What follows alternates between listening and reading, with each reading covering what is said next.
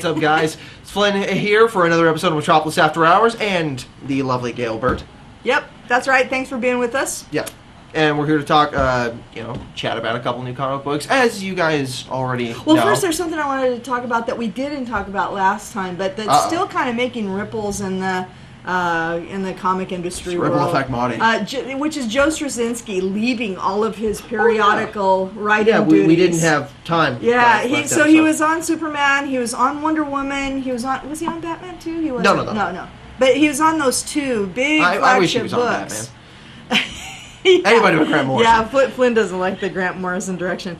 But, so Straczynski had set Superman off on a walking trek across the country, and he had changed Wonder Woman's entire history. Mm-hmm. And so now he's off. And so he says that it was his decision because, it was a mutual decision because with the success of Superman Earth 1, the graphic novel came out, sold like hotcakes, unheard of kind of sales for a brand new release of a graphic novel, and now he's saying that they want him to rush back for a sequel. Personally, I don't know if it lives up to the hype. I haven't had a chance to read it yet, but I've flipped through it. It didn't look like anything special, but that's just my opinion. I read it, and I thought it was very good.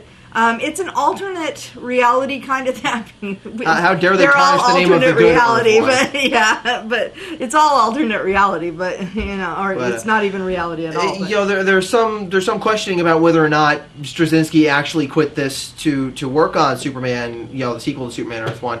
And then people are saying, oh no, he was like, Gail doesn't believe it. Personally, I believe it because Joe Straczynski has never shown himself to really make up a bunch of crap, Yeah, but he always kind of just says it as it is. Well, he does try to spin things positive in his favor, though, and he has been known to do that. I know that he's working on some TV stuff right now, too, and so sometimes I think that... Babylon 6. Yeah, he puts his energy fully towards whatever it is he's working on. I have a feeling that DC just went, you know what, he's been late so many times, and these are our flagship books, and I haven't noticed really deal them with that. being late. I don't know where that comes from. No, there was a fill-in episode of Superman that was standalone. There was a fill-in writer. I just completely forgot about that. Yeah, he's completely, the wheels are off as far as the schedule on those two books. And Wonder Woman is late, haven't seen that. I was lukewarm on both those stories anyway, so it's not I actually liked the Wonder Woman story. I was kind of come see, come saw on that. I didn't really have problems with the whole suit change or anything, but it's like, the premise of the story was better than the actual execution. It just wasn't really very interesting to... Well, I thought it was getting better as it went, but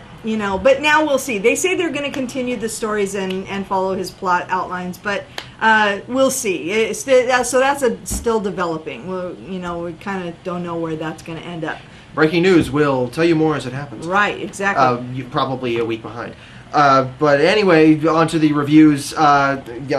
Tell by what I'm wearing, you know what the hell I'm going to talk about. Flash fan. Another issue Flynn is a big fan of the Flash. Another issue of Flash came out without a 5-month delay. Good job, Jeff Johns. Rockin'. What made it possible is it's two fill-in stories between the next story arc. The first in both of the 7 and 8 are coming out this month, December. So December 29th, issue 8 comes out. This issue is a rogue profile of Digger Harkness, the original Captain Boomerang, now that he's back, and then the next issue will be a character profile of Eobard Thawne, Professor Zoom. I got to tell you, most people agree that the Jeff Johns rogue profiles, even from his Wally run, were some of the best issues of the Flash, and this continues. Francis Manapul does not draw this issue. It's actually Scott Collins. He's actually okay. I think. He's great. Yeah. I don't quite like him as much as Francis Manapul, but he just has this great stylized yet still realistic enough art style. Looks kind of painted. He's perfect. He's like Carmine Infantino. He really adapts speed very well in the art.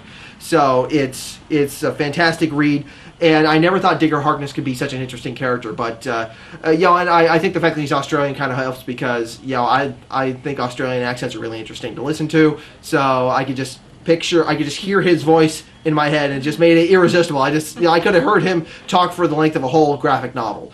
But it just goes over his history and. Help sets up a lot of stuff in the upcoming Flashpoint, especially in regards to Professor Zoom. So it's a must-read. Most people haven't been reading Flash, but I gotta tell you, you gotta get on the ball. Anyway, Dale, your books. Coming up. Okay, so none of which I have read. Well, okay, one of the things that I'd like to talk about just briefly is Batwoman. This is issue 0. It came out a few weeks ago, but this is written and drawn by J.H. Williams, and very interesting style of storytelling in this. In that most issues, he does 2 stories running parallel with each other. In this one, I don't think he did that. It's a 0 issue. He did do it. Oh, they did? Yeah, there it is. And so you have one part of the story on the bottom half of the page that's Kate Kane, and one part that's Batwoman. And so very interesting, beautiful artwork. My God, this is one of the best looking, best drawn books I think on the racks right now. So Batwoman, it definitely deserves your attention. If you're not reading it, take a look at it. That one's really cool. Also drawn really well, Echo. This book is in black and white, and this is a limited series from Terry Moore, who used to do Strangers in Paradise, but when Strangers in Paradise wrapped up, he began writing The Runaways for Marvel, and also no Echo. relation to Alan Moore. Okay, so Echo is, oh my gosh, it's just drawn so well. Exquisitely is the word, I think. Yeah, his inking style is really, really spectacular, and it's almost as if someone like Patrick Nagel drew a whole comic book. Only his work is more charming than Nagel's. Nagel's always looked a little cold to me. Anyways, Echo is a limited series. It's 36 issues long. This is issue number 26. It's so far been contained in 5 graphic novel volumes. It's about a girl named Julie who witnesses an explosion over a lake. And she's caught in some of the fallout of the explosion, and what happens is that she's pelted all over by these little droplets of liquid metal falling from the sky. That's some nice shrapnel. Yeah, it's not lethal. It doesn't burn her or anything, but what does happen is that it consolidates itself into almost a breastplate. And then it turns out... Luckily for the sensors. It turns out that metal is from what was called the Beta suit, and it was worn by a woman named Annie Trotter, who was a brilliant scientist and physicist. And the suit turns out to have been part of the Phi Project, and it's made up of what they call alloy 618. This alloy supposedly has some freaky, crazy properties, and they plan to run it through a collider. And what happens as the story goes on is that Julie becomes aware that Annie is still there. And she's sort of like... That's not good. That's why it's called Echo. It's like the echo of Annie is still in the suit. And it reacts to different situations that she finds herself in. And it's also causing profound physical changes in her and the people she's traveling with. And so as it's coming to the end, as it's coming to the wind-up here, it's beginning to get very interesting. So if you haven't read this, I think it's a tremendous departure from what you're used to seeing from Terry Moore if you were a fan of Strangers in Paradise, which I was. But this is a great book. It's a slow build. I thought the first 7 or 8 issues were kind of slow building up, but once it gets to that point, all the pins are in place and he starts knocking them all down. So it's very cool. Gee, I should really read all these. You really should look at that one. It's very cool. Yeah, it's out by Abstract Studio. This is actually a self-published book. Terry Moore does it all. He writes it, he draws it, and he publishes it. Self-publishing, good. Awesome. So, and finally, I'd like to talk about Dark Horse's Buffy the Vampire Slayer. Not Buffy and... Oh, yeah, come on in. People coming into the stores. Hang on. We're not shooting after hours tonight. We're shooting during hours tonight. Come on in. Thank you. Uh-huh.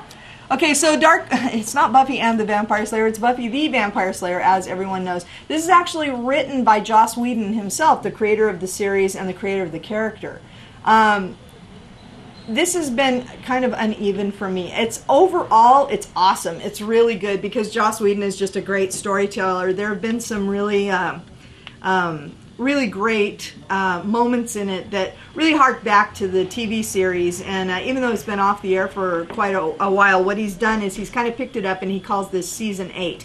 So Season 8 is now coming to a close, and it's ending up with this story about a supervillain named Twilight. It's this particular episode is called Last Take that Gleaming. as you will.